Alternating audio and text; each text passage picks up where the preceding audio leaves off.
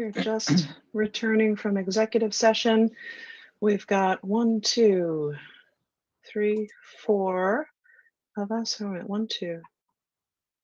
Who am I missing? We've got Mr. Murphy. It's hard to count squares in Zoom. 1, 2, 3, 4, 5, 6. You have 7 school committee members. Hi, Ann. Hi, Kevin. How are you? I don't know if we have Allison back yet. I know that she has been having trouble with her Wi-Fi connection because there's at home. So there have been some issues I there. saw the A and thought Allison, not Steve. It happens all the time. We're interchangeable in some people's minds. It's happened before.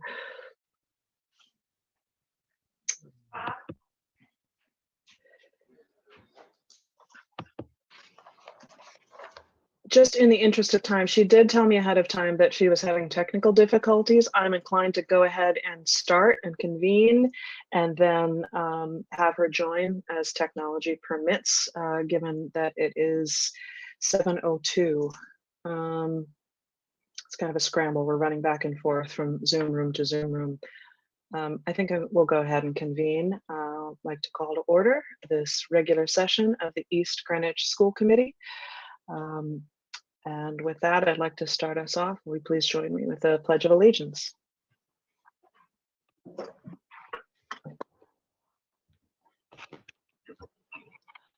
Pledge allegiance to the flag of the United States of America and to the republic for which it stands, one nation, under God, indivisible, with liberty and justice for all. Thank you, Dr. Arnoff. And first, Ms. Powell is here. First, I'll entertain, we did meet in executive session before rejoining an open session. I'll entertain a motion to seal the minutes from tonight's executive session. So moved by Ms. Powell, seconded by Mr. Murphy. Any discussion? No, roll call vote. Sorry, Dr. McEwen? Just a point of order. Can Mr. Murphy vote to seal the executive session? I think that he can, I'll defer to Mr. Oliveri on that. I think that unless there's another second to be simple, he can vote to seal, but I don't think he can vote on the minutes. Okay. That's correct. So seconded by Mr. Murphy. Any discussion? We had roll call vote to seal the minutes. Allison Powell, Aye. Ann Musella, Aye. Jean Quinn, Aye. Lori McEwen, Aye. Kevin Murphy, Aye. William Hangen, Aye. Tim Muniz. Aye. The minutes are sealed from tonight's executive session. I can report out that in tonight's executive session, the school committee voted 6-0 to resolve the grievance as described in the agenda. Next order of business, we have public comment. So this is an opportunity for members of the public to make any comments on anything that is not on the agenda. There will be opportunity to discuss items that are on the agenda with the public as they arise. Typically that tends to come up a lot in the superintendent's report. So that being said, I don't know if this is Mr. Meyer who's up first. All right, guys, can you hear me okay? Yes, we can. Welcome. All right, thank you. Thank you. My name is Jimmy Meyer. I'm a high school science teacher with East Greenwich Public Schools. I'm also the EGEA Vice President. Tonight, I'm speaking on behalf of those teachers and staff members who will be impacted by the implementation of the online learning platform known as Edgenuity, scheduled to begin in the second semester. This initiative was initially introduced in October as a voluntary curriculum supplement for teachers. In early November, this voluntary supplement was now mandatory, quote, so that at a minimum in grades 6 through 10, when there is an equivalent course or a course that can be customized to mirror a local offering, these courses to be made available to students at the beginning and throughout the second semester, end quote. In August, the Teachers Union inquired about an online platform that could be made available to those students who would be interested in distance learning but we were informed that would be cost prohibitive and unavailable. Yet here we are now being given the task of customizing an online learning platform after teachers and staff have already customized their own courses for a hybrid learning environment. Synchronous learning was the choice of district leadership in the fall, and there is a real-time teaching memorandum of agreement guiding that decision. Now, it would be irresponsible for me to not acknowledge the benefits of this platform, as it may be a powerful resource that can benefit many of our students. Edgenuity has been discussed as a credit recovery mechanism, but who is listed as the teacher of record on a student's transcript? Will it be Edgenuity if there is no teacher teaching that course? Edgenuity has been discussed as a resource for teacher use in case of long-term emergency or illness, but who's responsible for tracking the progress of that class when a substitute teacher will have no background in the platform? Edgenuity claims to be available in multiple languages, but that capability has been described as limited by staff. Edgenuity, because it can be completed at a student's pace, may be able to accommodate the learning speed of a student, but who's to provide modifications or support for an IEP or 504 student if it is being used as a standalone and not within a particular course with a content teacher? Lastly, if Edgenuity is to be used for classes that are not offered in the middle or high school program of studies, how is that student to be supported at all? Because the secondary level staff has only received notification of this Edgenuity initiative through their department heads, on behalf of those teachers who will be impacted by this learning platform, I ask that Assistant Superintendent Pedraza provide a written mission statement that outlines the district's intentions with respect to the use of Edgenuity, not just for what this platform will be used for, but also what it will not be used for. I also ask that the school committee reflect upon policy 7210, curriculum, and how this platform represents a possible change to the curriculum guide, which would then need to be approved by the school committee. I thank you for your time this evening, and most importantly, I look forward to reading the district's Edgenuity mission statement. Mr. Meyer, thank you for that. We will take that under advisement, as I'm sure Mrs. Meyer will. Thank you. Next, for public comment, and forgive me, I may mispronounce your last name, Boichat, Ms. Boichat. Yes, hi. Can you hear me? Thank you. Yes, we can. Okay, thank you. I'm just going to make a public comment in regards to the email that I sent all of the school committee members this past Friday, I believe, and I apologize. I did not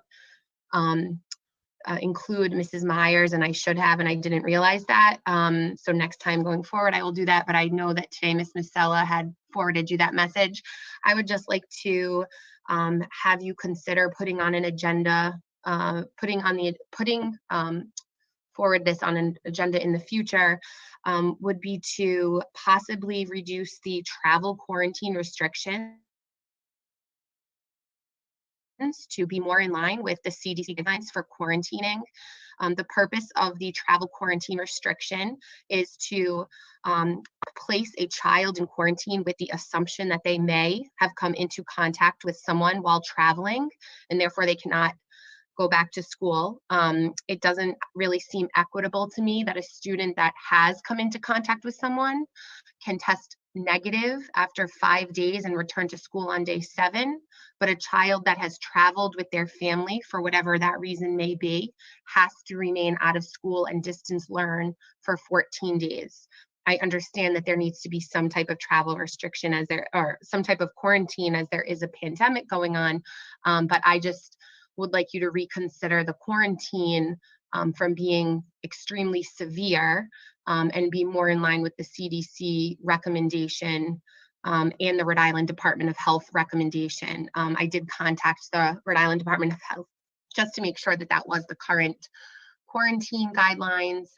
They said it was, and that it's up to each individual school district if they follow that or if they make a more restrictive guidelines, which East Greenwich has decided to keep the original 14-day. So obviously this cannot be changed now for families that traveled, and I understand that, before the February and April break comes, and hopefully by then the numbers look a little better, I would really encourage you to reconsider that restrictive quarantine. I just see it as completely inequitable in a public school system. Thank you for your time. Thank you, Ms. Boichat, for coming and for your comments. I don't know whether Mrs. Meyer is prepared to address quarantine in the COVID update that is noticed on this agenda, but if not, I'm certain that we can address it at a future meeting and potentially in between meetings. So thank you very much for your comments. I see no further public comments, so we will move on to the next agenda item, which is approval of minutes. I think we'll take these separately. First, we have minutes from the November 10th meeting to approve, a regular school committee meeting. There are 3 current members who were not members of the school committee at the time, so I would ask them to abstain from the vote. Otherwise, I would ask for a motion to approve the November 10th minutes. So moved by Dr. McEwen. Is there a second? Seconded by Ms. Powell. Any discussion on the November 10 minutes? Roll call vote, please. Allison Powell, Aye. Ann Musella, Aye. Dean Quinn, Aye. Lori McEwen, Aye. Kevin Murphy, I think he's indicated he's abstaining. okay, I thought they might want to say it. William Hangan, Yeah, I'm sorry. I was on mute because I didn't think I'd have to be on the roll call, but I abstain. okay. William Hangan, I'll abstain too. okay. Tim Muniz, Abstain. Thank you. Minutes approved, 4-0 with 3 abstentions. Next, we have minutes from a special meeting held on December 10th. I'll entertain a motion to approve those minutes. So moved by Dr. Quinn. Seconded by Dr. McEwen. Any discussion? All in favor, roll call vote. Allison Powell, Aye. Ann Musella, Aye. Dean Quinn, Aye. Lori McEwen, Aye. Kevin Murphy, Aye. William Hangan, Aye. Tim Muniz. Aye. Those minutes are approved. Next, we have minutes from executive session on December 15th. I forwarded a couple of proposed changes to Krista Meglio to forward to the rest of the committee. If you all haven't had a chance to look at them, I would suggest that we table approval of these minutes, or we can just go ahead. Is there a motion to approve the December 15th executive session minutes as revised? So moved by Dr. McEwen, seconded by Mr. Murphy. Is there any discussion? All right, roll call vote, please. Allison Powell, Aye. Ann Musella, Aye. Dean Quinn, Aye. Lori McEwen, Aye. Kevin Murphy, Aye. William Hangan, Aye. Tim Muniz. Aye. And those minutes are approved. Next, we just have one more regular minutes of a regular school committee meeting held on December 17th. Is there a motion to approve? So Madam moved by Chair, Oh, just a sorry, quick- did we? Yes. just a quick comment. I know that I suppose I could comment after, but just a Scrivener's error on the opening paragraph. Should I note that now or when I? Let's take that in a discussion. It's a good question. Let's get a motion on the floor, and then if you have suggestions, because this is an open session, you can indicate your recommended changes. So Sure. I think we have a motion to approve from Dr. Quinn, and I think, is there a second to approve those minutes? Second. Seconded by Mr. Murphy, and discussion on those minutes. Mr. Murphy. Thank you. Just a random comma. It says Allison Powell, semicolon, Murphy, Mr. Murphy, but you notice there's a random comma after Mr. period, comma Murphy or Kevin Murphy. I don't know if you noticed the random comma there, but you can strike that. So you would, the recommended Yeah, I know it's a revision is random, to it's a deliver? straight That's comma fine. that shouldn't be there. So That's fine. I've been there. All right. Yeah. Any further discussion on the December 17th minutes? So then we would roll call vote to approve those minutes with a proposed revision from Mr. Murphy. Roll call vote. Allison Powell, Aye. Ann Musella, Aye. Dean Quinn, Aye. Lori McEwen, Aye. Kevin Murphy, Aye. William Hangan, Aye. Tim Muniz. Aye. are approved. Thank you. Sorry that it's tedious, but each of those minutes is a little bit different, so I didn't want to take them together. So next we have a series of action items. First, we have resignation, Greg Rumowitz, the Systems Administration, the IT Department. Is there a motion to approve his resignation? So moved. So moved by Dr. McEwen. Seconded by Dr. Quinn. Any discussion? Other than thank you for your service to the district. Roll call vote. Allison Powell, Aye. Ian Musella, Aye. Dean Quinn, Aye. Lori McEwen, Aye. Kevin Murphy, Aye. William Hangan, Aye. Tim Muniz. Aye. Thank you. Motion passes. Next we have retirement, James Pardee, custodian at our high school. Is there a motion to approve retirement? So moved by Dr. Quinn. Seconded by Mr. Murphy. Any discussion? And again, we thank Mr. Pardee for his service. Roll call vote. Allison Powell, Aye. Ian Musella, Aye. Dean Quinn, Aye. Lori McEwen, Aye. Kevin Murphy, Aye. William Hangan, Aye. Tim Muniz. Aye. Thank you all.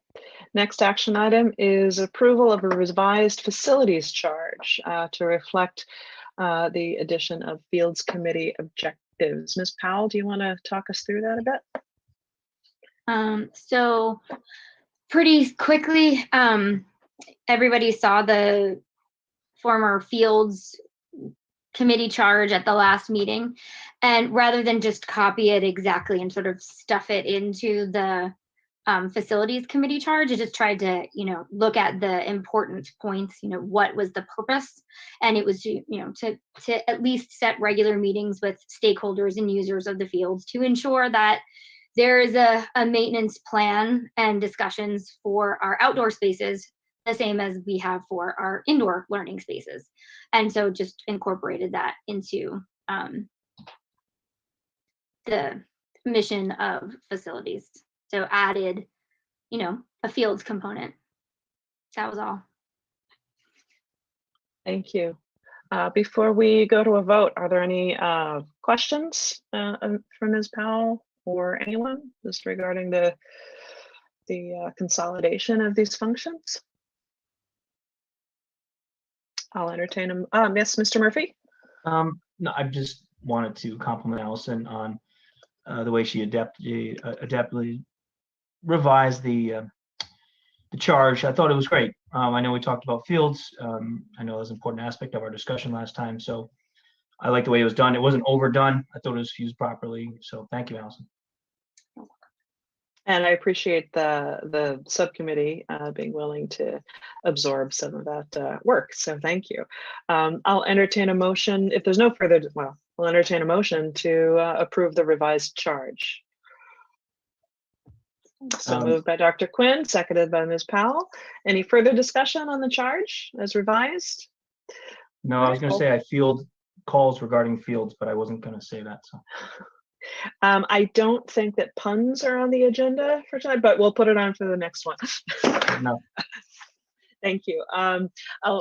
With that, if there's no further discussion, we will go to a roll call vote. Allison Powell, Aye. Ian Musella, Aye.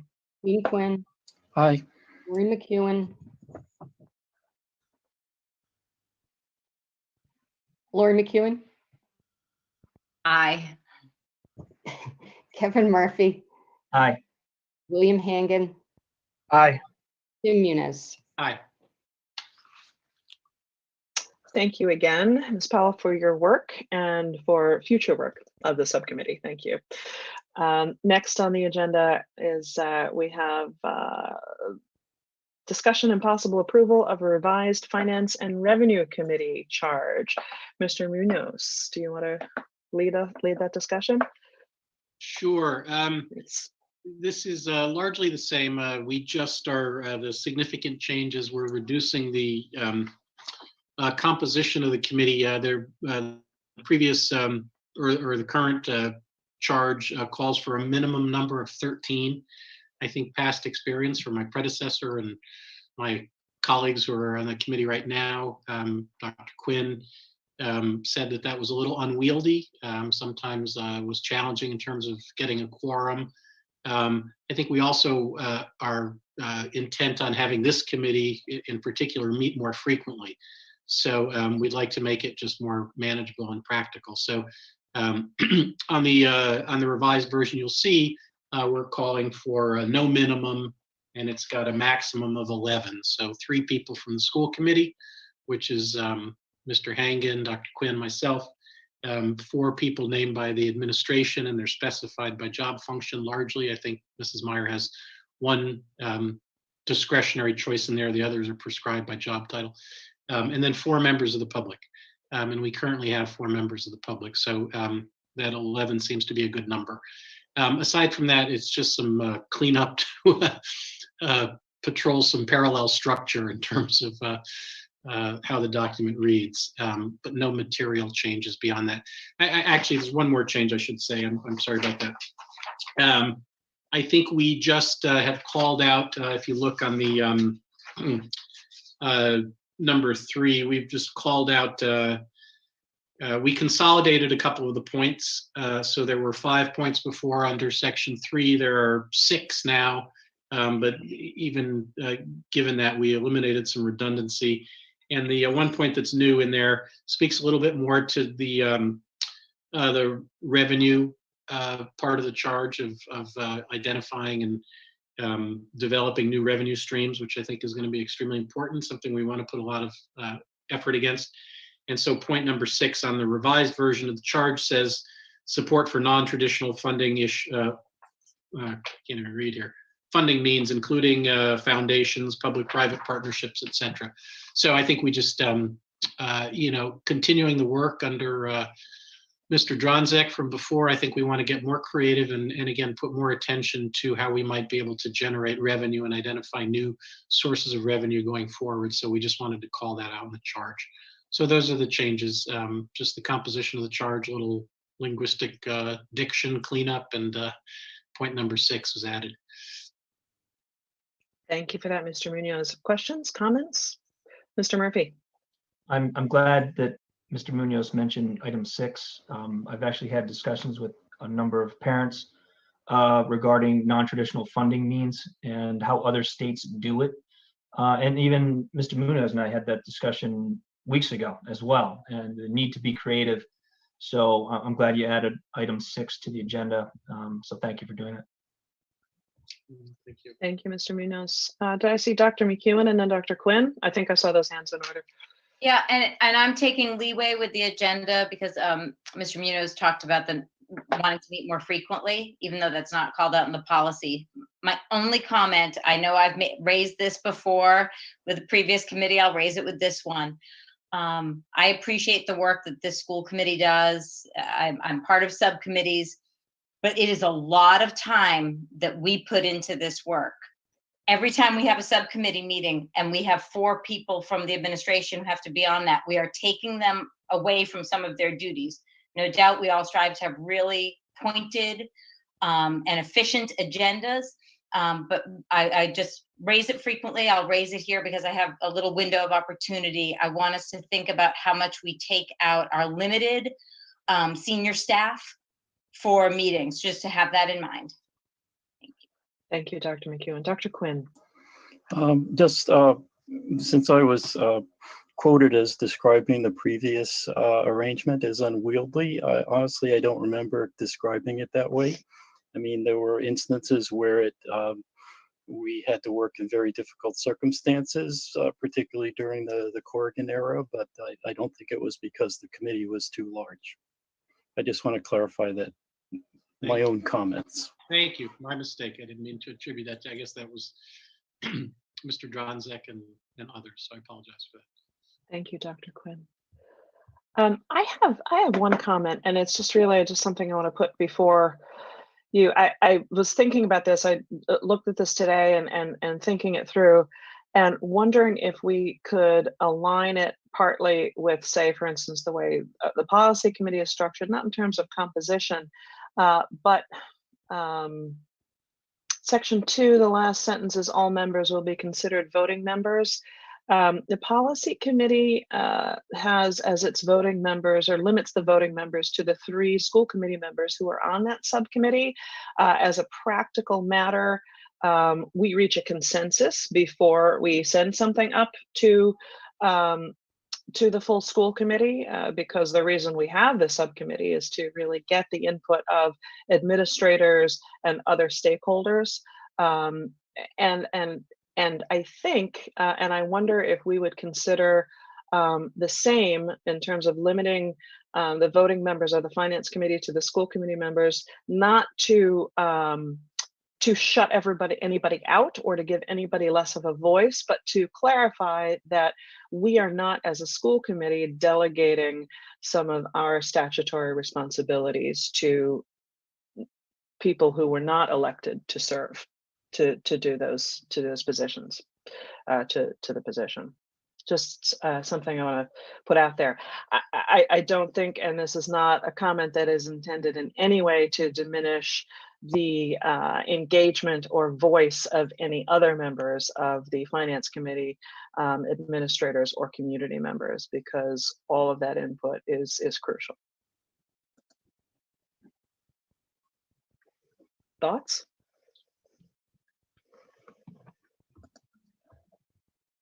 Yeah, Madam Chair, I think that's a very good point, and I would be supportive of that.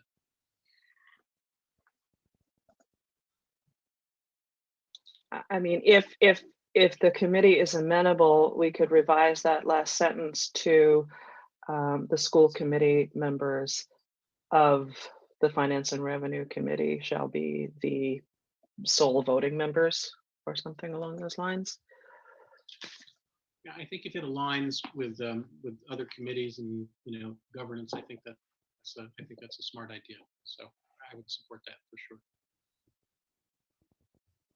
I support as well.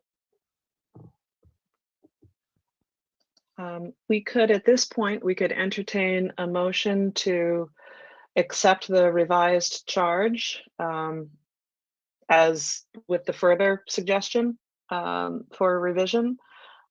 It's up to you. I'll entertain a motion. So moved.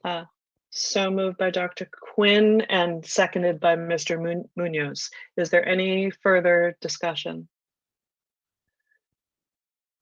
Seeing none, we'll go to a roll call vote to approve the revised Finance and Revenue Committee charge with the further revisions suggested on the floor. Roll call vote. Allison Powell, Aye. Ian Musella, Aye. Dean Quinn, Aye. Lori McEwen, Aye. Kevin Murphy, Aye. William Hangan, Aye. Jim Munez.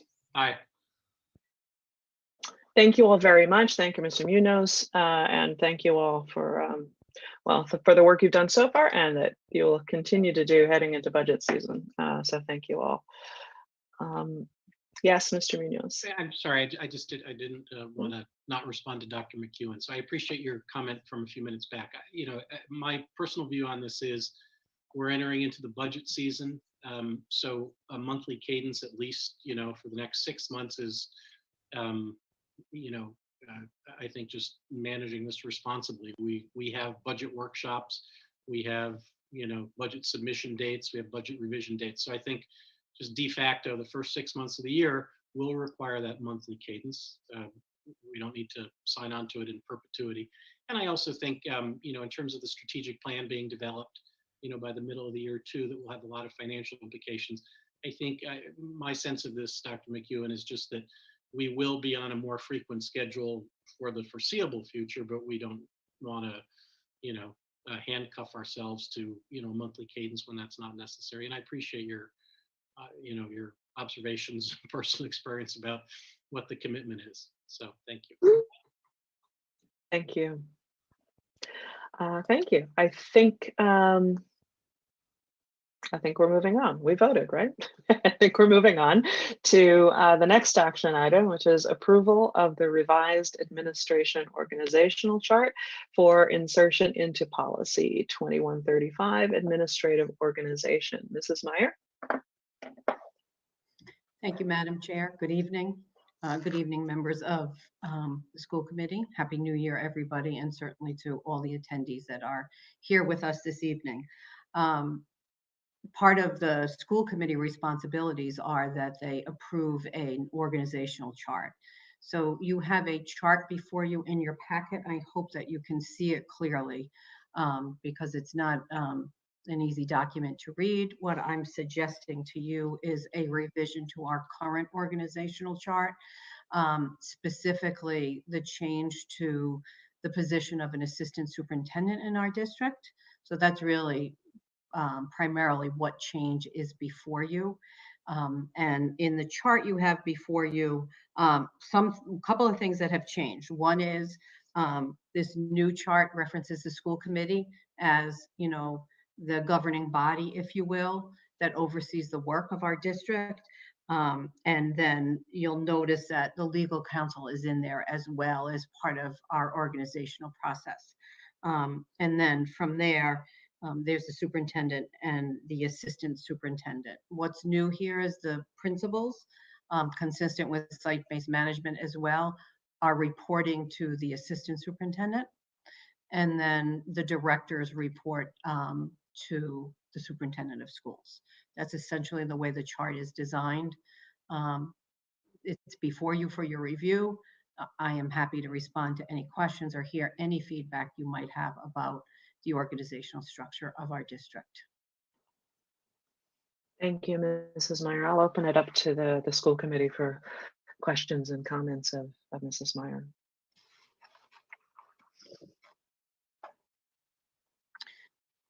Dr. McEwen, I think.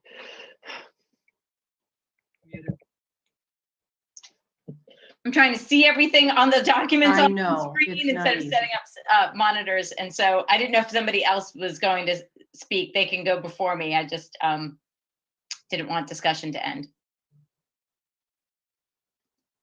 Was I the only? I don't see any other hands waving. So a couple of things. First of all, thank you for this, Mrs. Meyer. We talked a little bit offline just about it, you know, some questions that I have even about streamlining it further. Always wanting to be mindful that we are protective of our superintendent and capacity for direct reports, and making sure that we're efficient in our streamlining. It's not my place to make recommendations about what you and your, you know, your immediate team think works, but I want us as a school committee to always be thoughtful about that. And so you may find, and we've discussed, there may be places to move folks dependent upon their responsibility, director level, to be very clear about lines. And the other thing, and I didn't mention this to you, and I'm just thinking of it now, there are communities that above school committee will put communities, students, and families of East Greenwich. They elect us. We do their bidding because they can, you know, we might not be elected in the next session if we don't do it well. We're stewards of our taxpayers' dollars as we approve a budget. So sometimes just it's a nice statement. Yep. Again, I'm not saying it has to be there or not. The other thing, like Mr. Munoz said about the implications of strategic planning on the on finance committee and how all of our committees meet, there may be, we should just be aware as we put this into policy manual, that we can bring this forward again, should there be necessitated changes if we decide there is a different department or different structure that would help meet the needs of the goals that we set forth in strategic planning. But I want to just make those comments and thank you so much for putting this together. Thank you. Thank you, Dr. McEwen. I appreciate that. Thank you. Are there additional, is there additional feedback? I love the idea of the community at the top. I think it's important. It's an important perspective to maintain. Are there additional comments, questions? And I appreciate the other comments as well. if there are no further questions, I guess we will entertain a motion to approve the revised organizational chart. Is there a motion? So moved by Dr. Quinn, seconded by Ms. Powell. Any further discussion? Roll call vote. Allison Powell, Aye. Ian Musella, Aye. Dean Quinn, Aye. Lori McEwen, Aye. Kevin Murphy, Aye. William Hangan, Aye. Muniz. Aye. Motion passed. Thank you again, Mrs. Meyer, for putting that together. We will then move on to Mrs. Meyer's update, reports of superintendent and staff. Thank you, Madam Chair. Before Dr. Arnoff presents my brief presentation this evening, this is a matter of process and we may have to postpone it, but Mr. Hopkins had hoped to make some comments about Mr. Party, our custodian. So I don't know where we could make time in the agenda for that to happen this evening. But I mentioned that he would like to have that opportunity before we conclude the meeting. Thank you. Actually, Mr. Oliveria, where might we fit that in? I did not see his hand raised. I may have missed something. Where can we fit that in? I would love to acknowledge that. Well, you could certainly take it now out of order before you get into the reports of superintendent and staff. I would love to do that if this is a good, it's a good juncture. If Mr. Hopkins is prepared, is ready. I know he's here with us. Yes, I know he's on the attendees list. And he's got his hand raised, so thank you. And I apologize if I moved through that too quickly to not provide that opportunity. So, Mr. Hopkins. No problem, Madam Chair. Thank you very much for the opportunity. I just want to say some kind words about Jim. I only knew him for a very short time, but I knew him to be an absolutely effective custodian, a very well-respected member of our staff. Our staff really valued his go-to and get done attitude. And we really thank him for his time of service to East Greenwich High School and wish him the best of luck on his retirement.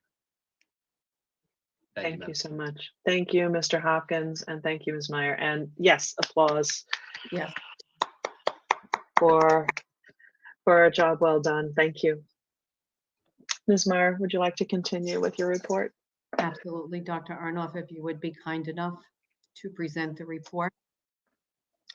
My report this evening, if you go onto the next slide, is broken up into two parts this evening. One is specific to COVID information and sort of the isolation and quarantine guidelines, vaccine update about our school nurse teachers, and the district asymptomatic testing. After we go through that information, I'll provide the opportunity to respond to questions, and then the second part will be about the Superintendent's Advisory Committee and feedback from the Q1 Family and Guardian Survey. Next slide, please, Dr. Arnoff. So this is an important slide for us to have the opportunity to look at this evening. It was updated as late as probably 5 o'clock this evening because many of the principals and myself have had quite a bit of communication from the Rhode Island Department of Health, certainly this week, if not last week. So we have had 14 positive cases since we moved to distance learning on 12/18. What's referenced in this table is things that, or cases that have been identified by the Rhode Island Department of Health. I will tell you that I am well aware of at least 5 more cases in our district that would be on this chart, but I haven't had formal communication from the Rhode Island Department of Health. So, you know, it's clear that we are seeing a post-holiday surge, if you will, or increase in cases in the district. And I just wanted to bring that to your attention. I thank our school nurses and our principals who are responding daily to Rhode Island Department of Health emails. Next slide, please, Dr. Arnoff. So, and I appreciate the opportunity to review this, and I'll be certainly happy to answer any questions. So, again, this is the top bullets come directly from the CDC and from the Rhode Island Department of Health. quarantine, or we should be using the word isolate if you do not have symptoms, but you have been in close contact with someone with COVID. Close contact, does mean 6 feet proximity and for a total of 15 minutes in a 24-hour period. The CDC does continue to endorse a 14-day quarantine as the safest protocol, but has released data about some flexibility around that. The district, and I have communicated this prior to this evening, will continue with a 14-day quarantine requirement for the following situations: returning from travel with a location that has a positivity rate of greater than 5%. And then if there is a household contact, meaning if an individual in your household is positive, members must isolate for 10 days and then followed by the 14-day quarantine period. The rationale for that comes, directly from the Rhode Island Department of Health and what we know about vaccine transmission, not vaccine, but COVID transmission, that you can, if you have exposure to somebody up to 10 days, you have the possibility of, contacting the virus and then would need to quarantine for 14 days following that. What the district has decided to embrace as flexibility, consistent with the CDC and RIDO guidelines, that we will reduce that from 14 days to 10 days, but only with the proof of a negative test result taken on or after day 7 of the quarantine period is provided to the school. And this is all meant to keep our school community safe. I mean, it is a conservative approach, because, we have a responsibility to, this allows us to keep our schools open by using these mitigation strategies that have been successful thus far. And then I just included a link here with more health alerts from the Rhode Island Department of Health. RIDO will, and the governor actually did embrace the flexibility with the guidelines, but I think RIDO would continue to say that the 14 days is really the preferable approach at this point in time. Next slide, please. I am pleased to report, and with the help of the town manager, that our school nurses were able to receive a first dose through the EG Medipod program. They were eligible through the Rhode Island Department of Health. They became eligible after that phase 1 information was distributed. They were added on, and that was at the encouragement of the Education Operations Center in the Rhode Island Department of Education. So fortunately, we had a location, a Medipod location in the district or in the town, and our school nurses went this week, registered, and were able to get the vaccine this week. I am pleased to announce that the district will begin asymptomatic COVID testing. We have just begun the planning on that. It started yesterday and continued through today, and will continue until we return on the 11th. I emphasize the word asymptomatic, and we will continue to communicate that over and over again. This is not a program where if a student or a staff in our district feels ill and they want to come get tested because they have symptoms, that is not the testing program that we will be engaging in. It is asymptomatic testing for a percentage of our staff and students. It is voluntary. It will help us identify and keep our schools open. We are all essential to to schooling, so this is the rationale for that. And then we do need to consider our athletes and coaches have routine testing, especially as we begin to engage in winter season in the next few days. Next slide, please. And this just sort of lays out, our early planning. Some of the things that we are thinking about at this point, that, once a week, all schools will participate. Any staff or student is eligible if they complete the consent form. The logistics right now, that planning about a temporary site setup is in the planning stages at each school. The test will be that by next now, that's the rapid test, Results will be available within 15 minutes. You know, that's some of the logistics as we're thinking through this, you know, where students will stay, and, you know, how we will work through all of that and how we will communicate with parents. The Binex now is very easy. It's just a slight swab in both nostrils, and then the Q-tip is placed in a cardboard container and is read after. The middle and high school kiddos will be able to swab themselves, and then elementary students will need to be swabbed by our nurses and staff that will be trained. It's not required, it is voluntary, and then there'll be a link for information when we communicate this formally to families and staff with a consent form. Next slide, Dr. Arnoff. The nurses will be trained beginning on Friday. They will be posting results to the RIDO site. We will have a plan in place should somebody test positive and how that will be handled. As you know, we do all have isolation rooms in our schools already established.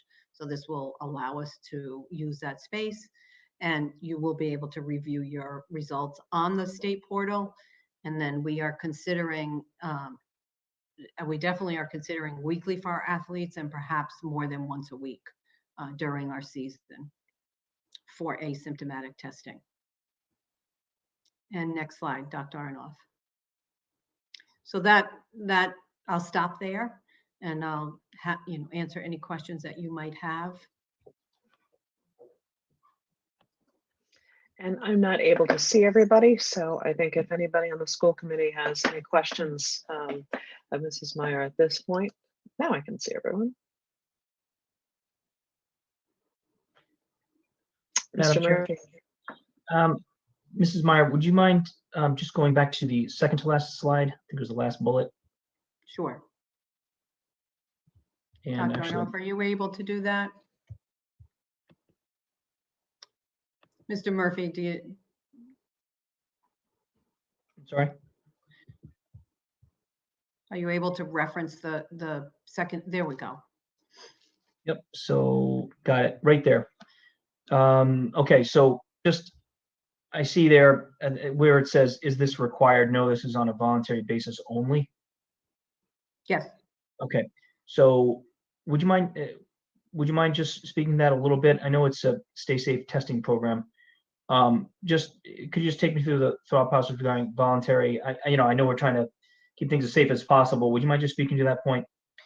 Absolutely. I mean, this is the state-based program, so we're following their guidelines about being voluntary. I don't think that we have the authority as a school district to force anybody or require anybody to participate in testing.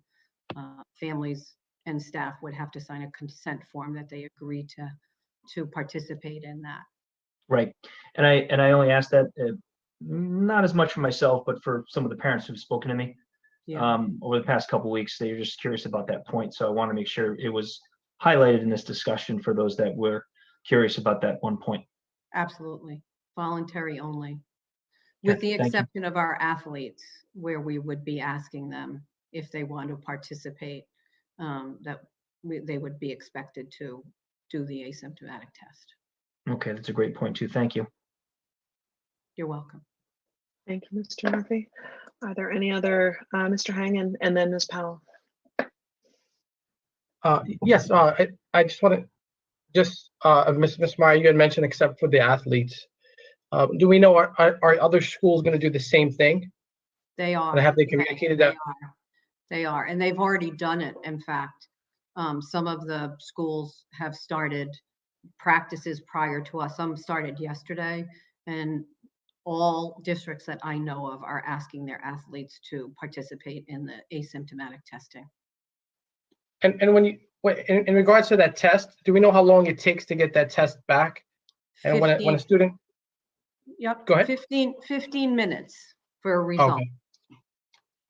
It's so this is the rapid test. It's not the PCR, which is the multi-day response. Okay. Thank you. Thank you, Mr. Hang. And Ms. Powell, you had your hand up next, I think. Because it's me, so I have to ask. So at the beginning of your update, you were talking about seeing a post-holiday surge, and I know that we calculated that number of days prior to the holidays when we decided how long to stay in distance learning to give us, that cushion. And I'm wondering, since you said this is updated as recently as 5, but you still know of 5 cases that are possibly not on there. I mean, we're looking at close to 20 cases in a couple of weeks. So I'm wondering, I know that the governor's plan of rolling back in allows us till the 15th, and I didn't know if we were seeing any potential of going beyond the 11th. Thank you for that question, Ms. Powell. At this time, our plan remains to return on the 11th. However, I think that we have to be very mindful of the impact in our own community and pay very close attention to as we are receiving reported cases. Our decision to move to the 8 days of distance learning has turned out to be the right decision, because we would have had pretty significant impact in our schools just based on what. So when the RIDO communicates with you, they send a chart. It's that simple. It has the student's name, the date that they tested positive, also the date that they were infectious.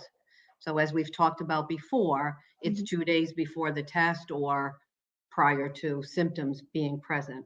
And, there would have been quite a significant impact in some of our classrooms and our schools just based on that data that I know and understand at this point. Thank you for that. And I appreciate all the information on the asymptomatic testing. I know as soon as the whispers about it went out, our district jumped right on that to try to be part of that and to make sure that we would be trained and be able to implement that as just another way to keep all of our community safe and still let everybody go back to school as much as they possibly could. So I appreciate that we're right on top of that and all the information that you gave us about it. And I look forward to that rollout. So thank you. You're welcome. Thank you, Ms. Powell. Are there any other questions or comments from the school committee? I have a couple, actually. Just because I'm not up to speed on this, do you know offhand the accuracy rate of this rapid test, of this form of rapid test? Just curious. I It's cannot not a give quiz, you, though. yeah, I cannot give you the percentage, Madam Chair, but I can tell you that, and I probably can get that for you. I can say that RIDO would report, and even the nursing staff at the EDOC would say, if a positive result is present, it is a clear positive result. You're not going to get a false positive. And they have repeated that. And in the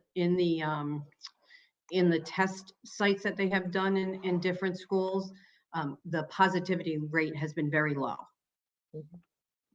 Thank you for that, Ms. Powell. I think your hand shot up. Yes, actually, I have a message actually from Denise Sullivan, one of our school nurses, because I'd asked about this information previously, and it was 80%.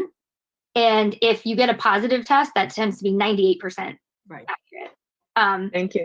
80% with a negative. She just sent me a text as a follow-up, so if she's listening. So it's very useful for detecting positives, asymptomatic positives, sooner than Appreciate. would. Appreciate it. Thank you, Ms. Sullivan. Thanks for the clarification. The other question I had is, I know that certainly over the summer, with the reopening steering committee, there was so much attention paid to traffic patterns within schools and sharing spaces, and particularly at the elementary level, bringing specials into the classroom to minimize sharing community spaces. So I'm just wondering, now that there is this a temporary testing site at each school, what the thought has been around additional foot traffic through a temporary site. And that's a very good question. And we have, frankly, our planning started yesterday. So you can look at this document, and I need to certainly give a shout out to Mrs. Sullivan, who is providing on the spot data, but to her and all our school nurses that put this together in one day and are ready to go be trained by Friday morning. But we have to really think about the logistics aspect of this, and we started to process that through yesterday, but there's a lot to consider. There's a lot to consider about, about if a student presents, tests as positive, how are we going to handle that? What is that going to be like for that student or that staff member in terms of their own confidentiality and the sensitivity to that? So those really fine details and still need more work on our part in the district. Appreciate that, and I'm understanding that you have been and will continue to work that through, just as you have, this entire process. I just also wanted to get back to the quarantine piece, and then beyond that, if there are no further questions or comments from the school committee, I will open it up to the public to see if they have questions and comments on Mrs. Meyer's update so far. But I just want to I appreciate the clarity that you provided with respect to our quarantine practice, and I just appreciate a more conservative approach when I look at, and this is going to come up soon, also the Q1 survey results. And one of the questions on that survey was, cite something, really positive in the COVID environment. And the very first thing that came to my mind is that our faculty, staff, and administrators and everyone worked so hard to keep our kids safe in the physical environment. As a parent, as a school committee member, I've never had any qualms about sending my kids or the idea that district kids are being sent into schools under your guidance and with the work of everyone. So I just appreciate the conservative approach, and I want to thank you for that. Are there any other comments or questions with respect to Mrs. Meyer's report so far? If not, I would like to open it up to see if any members of the public want to comment or have questions about Mrs. Meyer's COVID update. Seeing none, Mrs. Meyer, will you continue? Oh, wait, sorry, this is Ms. Boichat, who raised the quarantine issue earlier. Thank you. I do appreciate the conservative approach, and I appreciate all that you are doing to keep the kids safe, because I do feel very safe sending my son to school, and I appreciate that.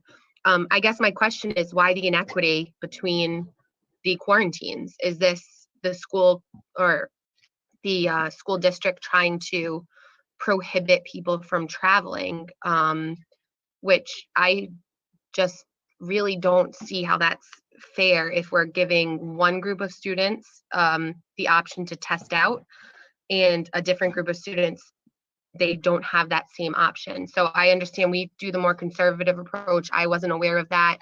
I thought it was a 7-day test out. It's a 10-day test out, and that's fine. That's the rule. But why is that the rule only for the students that have been in contact with someone with COVID, and not the rule for the students that may have been in contact with someone with COVID? Would you like me to respond to that? I would, if you don't mind. I didn't know if that was allowed or not. No. And so I'm seeking guidance from the chair. So it is 10 days, and it's not what I would say to you is no decision has been easy in any of this, because there's you're trying to make decisions simply what's best in the best interest of our students and our faculty and staff, and keeping our schools safe and keeping them open. We can only rely on the guidance from that the science tells us, and the organizations that have experience with to the degree that any of us have experience with this. So the district made a decision to err on the side of caution with travel, and especially given the new variant that's out there. And I would say that I know they're not easy decisions for families to make, but it is not recommended that travel happen at this time.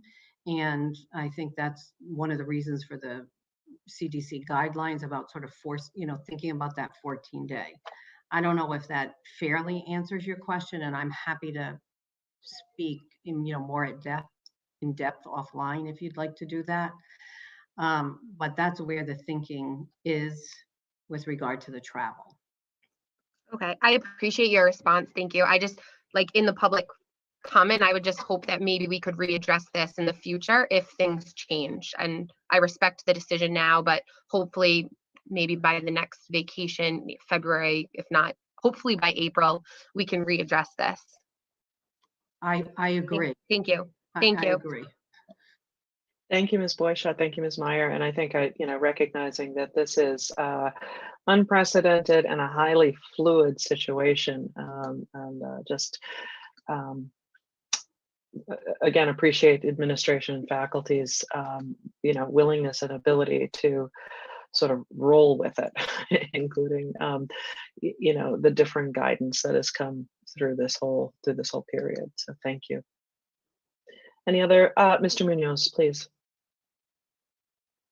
Sorry, just a question for Mrs. Meyer. Have you gotten any word about when teachers and staff might be vaccinated? They're supposed to be phase 2, and you see this timetable floating around that feels optimistic, like it's in February or March. So what's the latest that you've heard? The latest is that one of the superintendents who sits on the committee, the state committee regarding the vaccine, they will be meeting on Friday to discuss phase 2, of which teachers and staff are part of that. However, it's all contingent on supply. I mean, it was really that simple, having the supply and the availability. My understanding is the Medipod has taken place, that the Swift Gym has gone well. And I would say that I'm pleased to report also that our school nurses will be volunteering if they are able to provide the vaccine to those folks that have access. But I would say, I will continue to advocate for the faculty and staff to have access. They are, with groups of people, groups of students every single day. And I would say that they're frontline workers too and should have access. Thank you. Thank you. Seeing no further public comment and none from the school committee, why don't we move on to the Superintendent's Advisory Committee? As Dr. Arnoff puts that up, I just, so in part 2, we're going to speak about the Advisory Council and the Quarter 1 parent guardian feedback. So I am pleased to report, next slide, Dr. Arnoff. And this was the slide from my original presentation. If you would go to the next slide, I had 52 student applications to sit on the Superintendent Student Advisory Council. And I have, the breakdown is right there. There were really 3 obligations in the survey, in the application. One was just to explain why you believe you're a valuable member, and then just that they would commit to attending and that their parent supported their participation. After reading and I did have one personal interview and then a parent that reached out on behalf of a student and who will be joining the Superintendent's Advisory Council as well. It was impossible for me to choose whose paragraph was better or rationale was better than the other one. So they will all sit on the Superintendent Student Advisory Council. This is our debut year of doing this, and I will break them up into 2 groups because 52 would be too many, but meeting in 2 groups of 25-ish will work really well. I'm just grappling with, do I break it up as a middle school group and a high school group? My inclination right now is to not do that, is to mix them up so that we get a variety of voices. And not only will they, consistent with the design of the Superintendent's Advisory Council, inform us of our work, but I will ask them to help me design, the purpose of, the advisory council and how that work can look. So they can expect to hear from me this week about their meeting dates, and I look forward to hearing what they have to tell us and inform our work. Thank you so much, Mrs. Meyer. And then I next think slide. we look forward to the updates from the council as well. You would be, and I'd be happy to actually provide you with some of their responses about why they are valuable or they could be valuable members. So this is a screenshot from the parent guardian feedback Q1. I took it right before we began the meeting. As you can see, we had 293 responses, which is a good amount. And the survey was distributed via individual email and through my field memo this week. Next slide. Here was the breakdown. So we have a nice representation of all of our schools, and the percentage is appropriate for the middle and the high school, and then for our elementary schools. Next slide. Oops. So this question was asked, and it speaks to Madam Chair's comment before about the safety of our schools. We did have 293 respondents, and you can see that folks either strongly agree or agree about them feeling safe for their children in schools. And that's certainly a testament to the work of Ms. Powell and her leadership in the reopening steering committee and all of that work we did to prepare to open our schools. Next slide. So what I did was I wanted to give you a little bit of a visual of how the survey, what the questions look like. So when we look further in the data, you will understand. There were 5 communication questions, but folks had the opportunity of answering from a range of strongly disagree or strongly agree. And this is the screenshot of those responses about being satisfied with the communication about in-person from the district. So you can see that in this screenshot, between 4 and 5, almost 58%, and then 28% responded favorably. I would say, if you're looking at survey data, you would probably, 3 would be considered favorable data as well. Next slide. So this I have to thank Assistant Superintendent Pedraza, because he took the data and put them in pivot tables, so you can take a look at the 5 questions and you can see the breakdown by schools and the average response rate. And these were each of the communication questions. So now I'm looking at 1, 2, 3, I guess there were 6 of them. So we asked questions from communication regarding in-person and distance learning. And as you can see, the average is around, around 4%, you would say, a little bit more than, 4.1% overall. And then you can even see, in that second column there, it breaks it down by the N number, the amount of respondents at each school that answered those questions. Next slide. These 2 questions were about engagement and technology. So, regarding engagement, as we can see, it's certainly the responses are not as favorable as our communication, with only 3.4% of respondents saying they're satisfied with the engagement piece. Any issues, this was, the confidence they have in the district about improvement in the next 2 questions, whether it's in-person or distance learning. So again, 3.7%, again, this is out of 5, as I showed you in that previous slide. having confidence in the issues in implementation will improve. And then, overall satisfaction with technology is 3.5. Again, broken down by schools, to give you, a nice view of how folks are responding specific to their schools.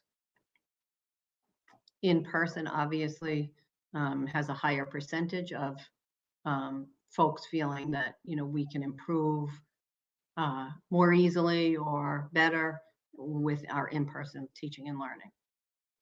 And then next slide. I titled it Special Populations because that's the language that we use in our district now. I gave you 2 slides. This is the actual question in the graph that was provided, and then a breakdown by schools.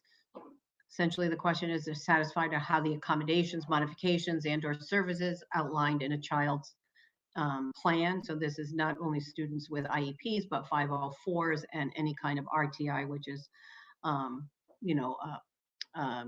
plan of support to give additional support to our students. So, again, overall, 3.6 out of 5 are responding rate of satisfaction. And we had 89 responses to this question. So that's important to look at. I see Ms. Powell has her hand up. I just have a question specifically about this. Did this just go to the website, or was this sent out specifically to special populations like listserv, like the students, the families who we know receive services? Did we send this survey directly to them, or did it just no, not specifically directly, just through my field memo and through an email that went out to all families. Okay, thanks.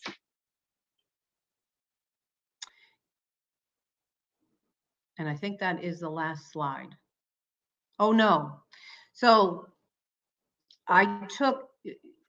we were very fortunate in this survey to get a great deal of feedback via some narratives.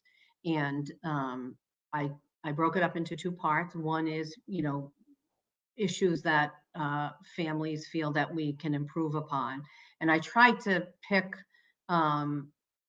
these bulleted items that identified repeated kinds of feedback. And as you can see here, the first bullet about some of the arts program, chorus and band, that is like specific to the elementary schools, Hannaford and Eldridge, I believe, that are trying to come up with some different types of programs. Again, dividing attention between in-person and distance learners. Folks continue to have health concerns. Some, are saying, please, more in-person days. And I specifically picked this one, wish there was more time for interaction, and the last bulleted items, because we see that repeatedly, the concern about isolation and the lack of the opportunity for kids to socialize, given that we're living in a pandemic. A couple of comments about asynchronous Mondays. This comment about, it's difficult for families to do distance learning, trying to, balance everything. This comment about Google Suite, how it's awesome, but it takes some time to master. Quite a few comments about being concerned about screen time and, long-term implications of that. And, and I thought this next to the last bullet was no concerns, but it will be very nice when the pandemic is over and in-person learning becomes the norm again. I think that, you can't help but smile about that. And we likely all have that similar feeling. There's a lot more feedback in the survey related to any kind of narrative. And the next slide, I think, is incredibly important that we finish with this. And I shared this with the faculty and staff in my field memo to them this week. And this is a very small sample of the kind of feedback that we have gotten.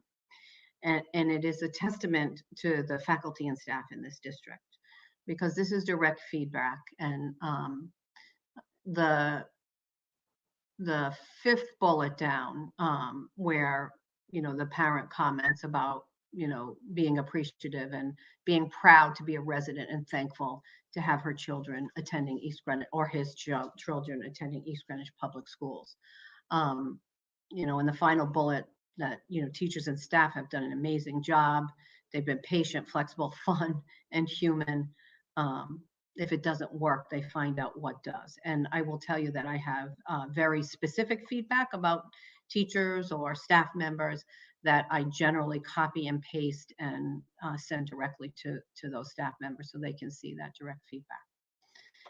And there you have a brief summary of the survey data.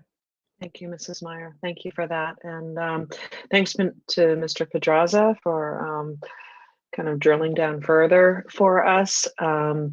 I just, before I invite additional comments from the school committee, I had the same question that Ms. Powell had with respect to not just where the survey was disseminated with respect to our populations.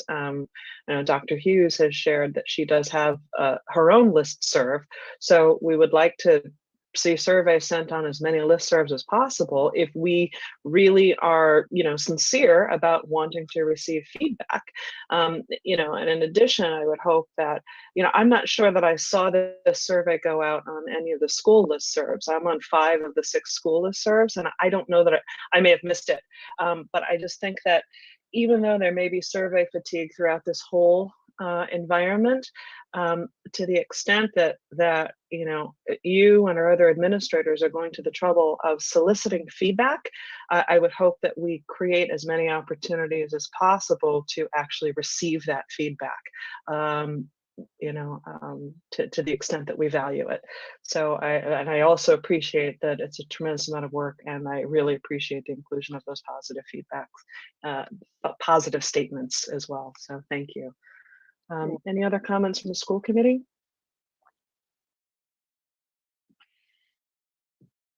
Mr. Munoz. Yes. First of all, Mrs. Meyer, I just want to extend our appreciation to everyone under your leadership for everything that you're doing, and to see that positive feedback must feel good and is well earned. I think you're making tough choices every day, but I don't think there's anybody who would question your commitment, the time you spend, the judiciousness with which you approach every decision. So, and that obviously filters down, and it flows through to the students and the parents and stuff like that. So I think that positive feedback is well earned under very difficult circumstances. And I think it's just, again, a testament to your leadership and to all the educators we have who go above and beyond every day. A quick question for you, just back on the advisory council, because when this first came up, I think it was at our first meeting, and we said we were going to make an effort to include special populations, and again, to make sure that we have adequate representation. So in terms of just the charts you were showing before and stuff like that, are we able to do that? And are we really, diversifying the inputs and making this forum available to everybody? I am pleased to report, Mr. Munoz, that we are. We have good representation with our special populations and students that are that we wouldn't necessarily consider special populations, but that advocate and support our students with special needs. That was one of their rationale for joining the Superintendent's Advisory Committee. Terrific. Thank you. Thank you. You're welcome. Thank you. Any other comments or questions from the school committee? Or members of the public? Any questions or comments on the any of those? The advisory committee, the council, the survey results? I don't see any hands from the public raised. So I think we move on, and thank you again. This is Matt Murray has his hand raised. Mr. Murray. Hi, everybody. I am a new co-chair of SEAC and just want to chime in. I was listening to everybody speak about the surveys and how we could create maybe a broader based feedback loop. And has anybody considered that we have the daily attestation forms, plus we have the other school portals, and you could implement either randomize or not randomized either in pop-up form or dedicated places for parents. When they land on an electronic form, they could also quickly enter a feedback vote. So just sort of in pushing more, more opportunities for feedback out there. Thank you. Thank for you, that. Mr. Murray. Are you suggesting, I'm sorry, adding a link to places where parents go automatically electronically so that these links to surveys can pop up in a multiple places? Sorry. I think he's left us. Mrs. Meyer? Sorry. No, that's quite all right. I think that's what he was suggesting, that, you know, something to consider. Great suggestion. Thank you. Any other members of the public or other comments? Again, thank you for that. We'll look forward to the Q2 survey results that I'm sure will be in the works. So next we move on to our teaching and learning section of the agenda, and we have a Title I overview. Just to briefly introduce this in policy committee, we've started to look at a Title I engagement policy at the district level, which of course gave rise to many questions. We have many aspects of Title I engagement currently in practice, and so while we were contemplating this policy, I thought it would be a nice opportunity to invite a discussion of the Title I work that is being done in our district. So that's the genesis of this agenda item. Mrs. Meyer? Thank you, Madam Chair. I'm pleased to share first a video that was created by Mrs. Anderson. Mrs. Anderson is our Title I educator. She works at both Meadowbrook and Frenchtown, supporting our students with, in our case, in our districts, it's mathematics, with mathematics needs. So she's created a small video to share with you, very short, and then she is here with us. I appreciate her being here, and she is available to answer any questions that you may have about our Title I program. Dr. Arnoff, I think you have the ability. There. Okay, perfect.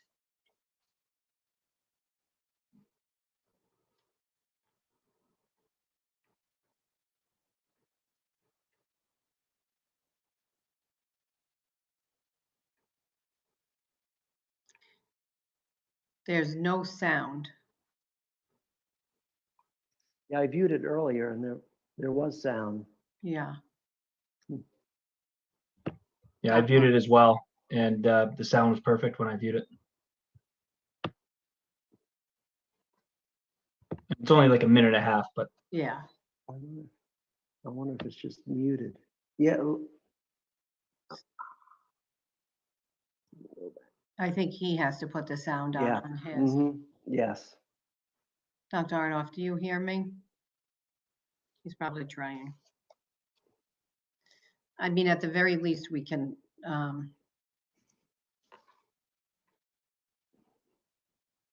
have Mrs. Anderson. Successful academic achievement. Each year, parents are asked to sign up. Okay. We started over. There our you school go. and you will support your child. Title I provides small group instruction. Students that qualify for Title I Math Club are in a small group of 1 to 4 students. Each student is taught at his or her own math level. Students are progress monitored every 4 to 6 weeks to ensure that the students are meeting their math goals and progressing in math knowledge. If you'd like to know more about Title I or Title I Math Club at either Frenchtown or Meadowbrook, please feel free to contact me. My email is manderson@egsd.net. Thank you.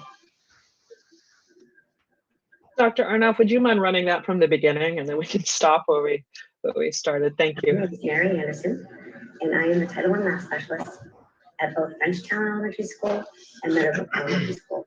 And I would like to talk to you about our Title I program here in East Greenwich. What is Title I? Title I is a federally funded program. Title I provides services that give extra help in math to children who are working below grade level. How does Title I work? Schools receive funding to upgrade our educational program in order to raise academic achievement. Title I requires that instruction be provided by teachers who are highly qualified. At both Frenchtown and Meadowbrook, 100% of the teachers are highly qualified. Parents have the right to review the qualifications of our staff members. What is a parent involvement policy? It is a policy statement of the East Greenwich Public Schools that affirms our belief in a partnership between parents and school personnel to foster students' intellectual growth and successful academic achievement. Each year, parents are asked to sign a school compact, which outlines how the school and you will support your child. Title I provides small group instruction. Students that qualify for Title I Math Club are in a small group of 1 to 4 students. Each student is taught at his or her own math level. Students are progress monitored every 4 to 6 weeks to ensure that the students are meeting their math goals and progressing in their math knowledge. If you'd like to know more about Title I or Title I Math Club at either Frenchtown or Meadowbrook, please feel free to contact me. My email is manderson@egsd.net. Thank you.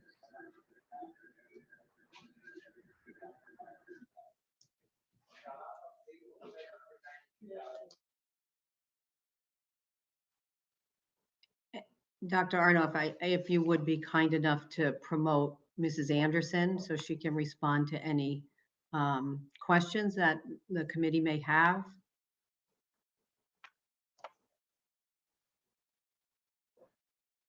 As Mrs. Anderson, part of Title I, there's a screening process that takes place at both Meadowbrook and Frenchtown to determine which students may qualify for these Title I services.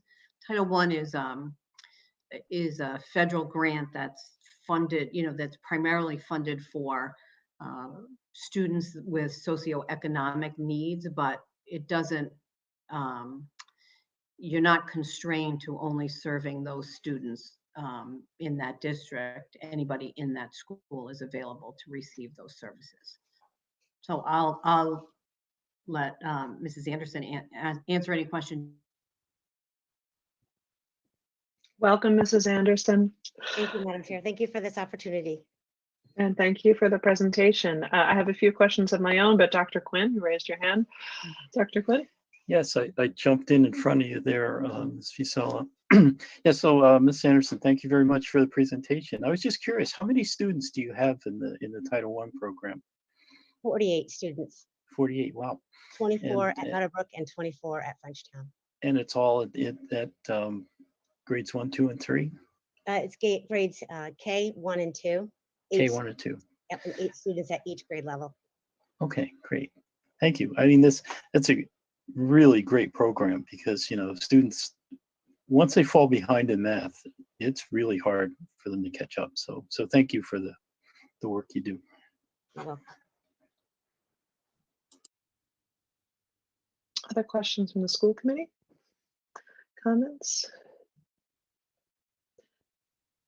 I have a couple of my own. Just in talking through elements of the district level policy, there and we have Mr. Oliverio with us to help sort of guide our discussion along with Mrs. Myers' sort of institutional knowledge. My understanding, because what jumped out at me in the presentation was that each year parents are asked to sign a compact, but just to clarify that there are two, and I'm not going to articulate this perfectly, there are two types of Title I, whether it's grants or distinctions. So a district can be identified or it can be identified as on a school level, and there are different criteria. And we fall into that second category. So in terms of each year, the parents who are asked to sign that compact within our district, those are of students who are at our Title I schools, and there's terminology that escapes me. So it's the Frenchtown and Meadowbrook students who are eligible for those services, I believe, or their schools themselves who are actually asked to sign the compact, not the district at large. Is that correct? And maybe somebody can help me with the terminology. It's targeted, a targeted program. Right. Go ahead. Thank you. You can finish that, Mary, in terms of who signs the compact and how that works. Yes, so they have the opportunity when they get their permission slips, because they have to say that they know that their children will be pulled out for small group instruction, which obviously benefits the students because each child, their instruction is geared towards what they need to know. And then obviously with math, as you said before, it's scaffolded. You've got to know how to add in order to multiply, because we know that multiplication is repeated addition. Same with division. And so those are the types of things that we work on with the children and get that solid foundation. And so yes, there's two different compacts, the parent involvement policy and the school compact, based on the Title I grant. And when they get their packets, they have the whole entire, everything that they can read through, and then they sign it, and then I keep it all in a binder so that it's documented that the parents have signed it. But they usually, I've only had one parent that who questioned it in the 12 years that I've done this program. So it's been great. It's a great program. I'd say our success rate is about 98 percentile. The students, they love it, and it's a lot of fun to teach, and it's very rewarding for me as a teacher. Thank you. Any other Madam questions? Chair? Mr. Murphy? Ms. Anderson, just a quick question. I think it's your first slide where it states something to the effect that Title I provides services that give extra help in math to children who are working below grade level. Would you mind just describing working below grade level? I'm assuming that's essentially based on report card, or are there any other metrics? Yes, we have 3 metrics. First, we look at the STAR assessment that was taken in the beginning of the year. We look at the classroom performance, and we also look at the teacher judgment. So those are the 3 requirements that we look at, and we meet as a team with the teachers, the grade level teachers, and we discuss which students would benefit the most from this instruction. That's great. That's really helpful. I assume there was more than there's more than meets the eye with regard to working below grade level. So I appreciate the detail. There's also a beginning of the year assessment that all the students take, a paper and pencil assessment that we look at as well. Okay. So there's a paper, there's a computer. So we do a lot. We look at a lot of different factors to decide what students would benefit.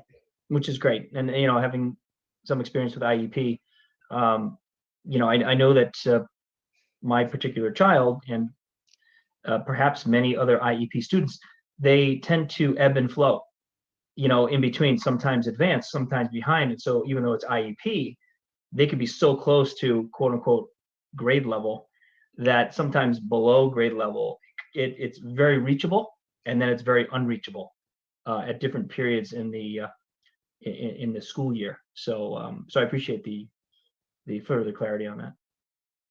Welcome. Dr. Quinn. Just one last comment. I love the fact that you said you make it fun. Math should be fun. Thank you. Thank you. And I would just add that Mrs. Anderson does a great deal of work with the families, preparing materials for them, an opportunity for them to work at home with their students and help them with their math work. And that has been extremely successful. And the other piece that you didn't mention, Mrs. Anderson, you have a parent information night every year. Yes, I do. Yeah, every year I get, this year obviously it was via Zoom, but I show them all the materials that they can use. We also have Success Maker, which is a great program that a computer program that the parents do at home, which is based on our Envisions program. So it scaffolds, and each time they play a game, but then they go up to the next level, and each lesson is geared on what they know and need to know next, as well as that's what I do as well. I keep a folder of what the students learned from the last lesson, and then I do a big idea and essential question for the next lesson. So it's geared towards each individual student's needs. So it really is a very successful program.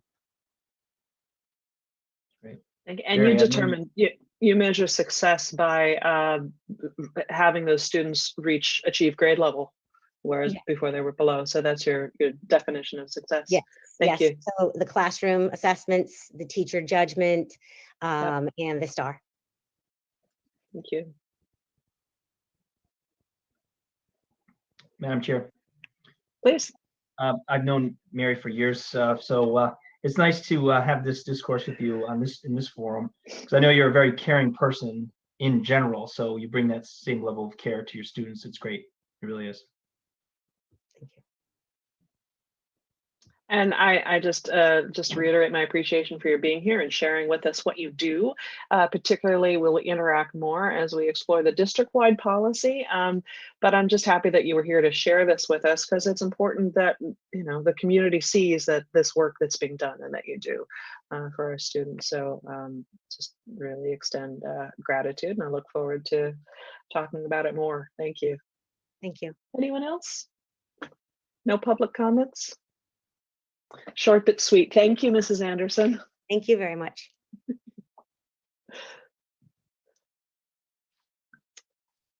Moving on to the next agenda item, we have subcommittee reports. We'll keep this brief. The first is a policy committee. I can report out on that. We did meet on, when did we meet? December 22nd. It was a pretty short agenda. We didn't discuss actual policies, but at Mrs. Meyer's suggestion, we had representatives from the Rhode Island Interlocal Risk Management Trust, aka the Trust, who are liability insurance providers, because they have extensive resources that will help us support the district policy work.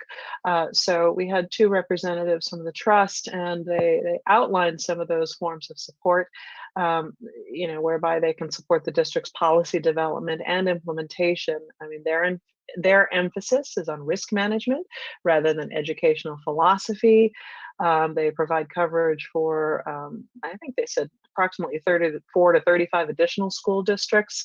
They maintain a library of policies that they use to inform their recommendations to East Greenwich. I followed up with them to see, is there something that we can look at? I'll have to peruse their website a little more carefully.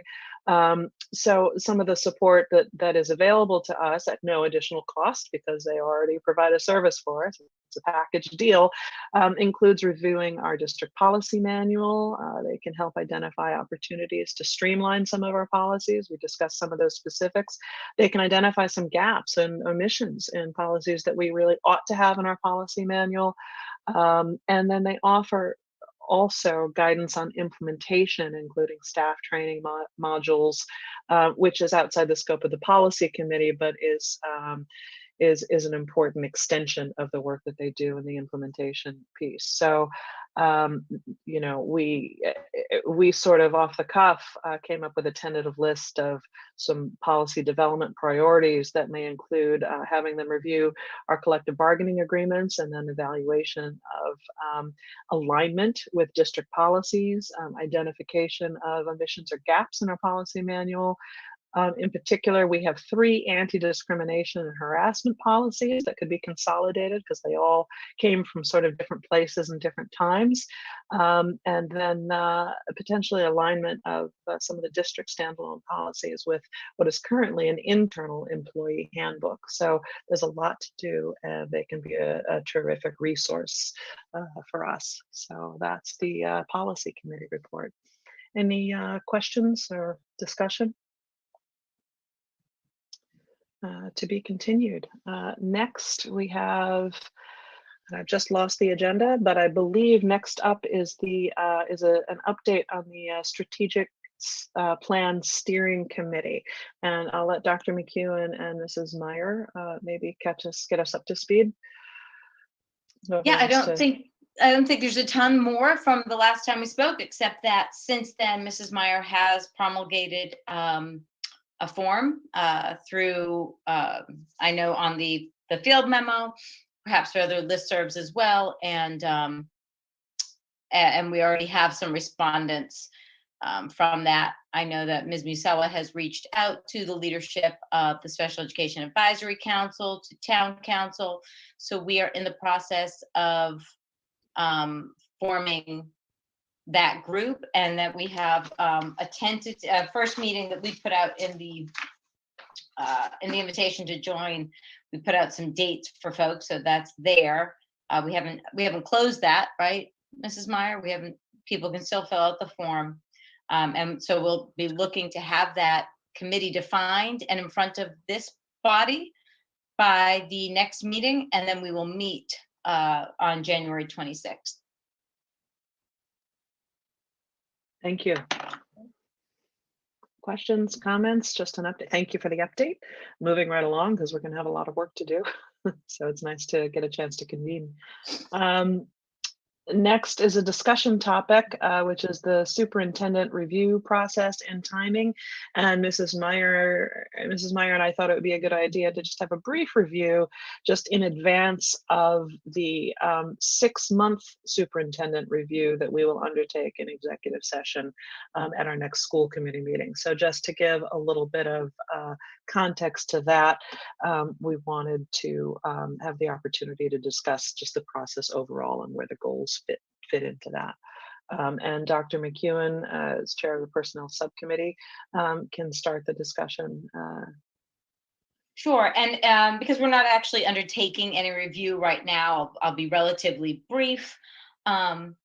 Just to share some historical perspective, we've long had, always had, of course, it's our body's responsibility to, on an annual basis, evaluate our superintendent. It's arguably, aside from hiring a superintendent and being stewards of the budget, our most important job. For years, we had a form. Rhode Island does not have a statewide system for evaluating superintendents. So we used one that I think was relatively homegrown. It may have been that other places used a similar version. And Mrs. Meyer's predecessor, Dr. Mercurio, felt that he wanted something more robust to allow the committee to give him more constructive and targeted feedback based on national leadership standards with which Mrs. Meyer is even more familiar with based on her work as a fellow with the Rhode Island Department of Education. So as Dr. Mercurio and I, as I was on the personnel committee, I was chair at that time, we looked into some other versions that might be more robust, stopped our research when we heard that the Rhode Island Association of School Committees and RISA might be working with RIDE, might be working to develop a statewide superintendent system. So what we did as sort of a stopgap was the school committee adopted the Massachusetts model and the leadership standards and just how they're framed out so that we can all review what those competencies are and give feedback on them. We went through a process where we learned more about that through somebody from the Massachusetts Association of School Committees. We're still, I think, wondering if we're going to get a statewide system, and that would be great. And I'll get to that in just 1 minute. What we also decided, I think when I joined the personnel committee, was that we were looking for a way to have the superintendent have an opportunity at a 6-month interval midway through the year to report out on the time on his goals.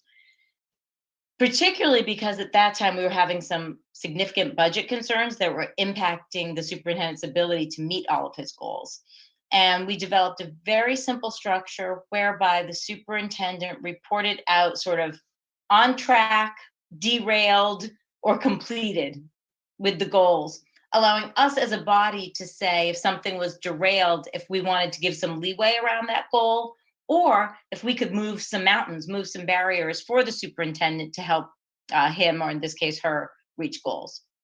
So when we come together the next time to do the superintendent's goal review, it will be a very simple document in which Mrs. Meyer will share with us her goals, which you've seen, and the progress she's made with some simple bulleted information. This isn't a lengthy portfolio, and her estimation of whether she's on track to complete that on time, if something has been completed, or if something is derailing her progress.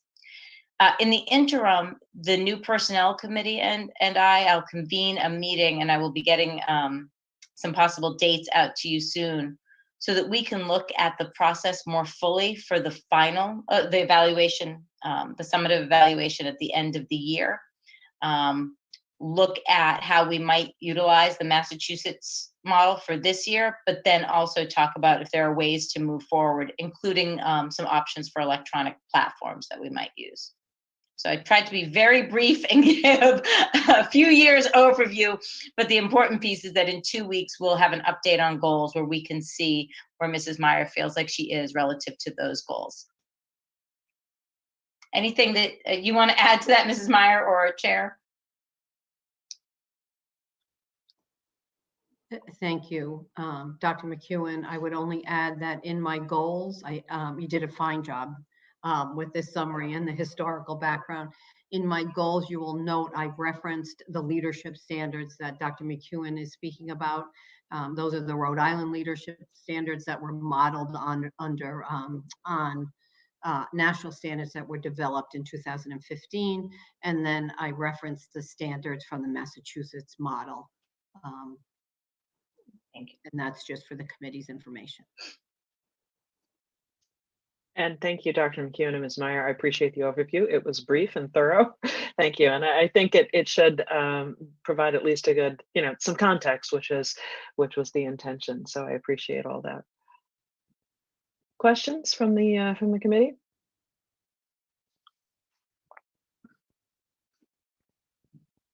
I see none.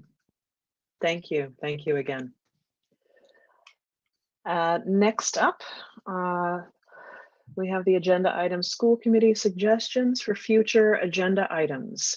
If anyone has any suggestions for something they'd like to see on an upcoming school committee agenda,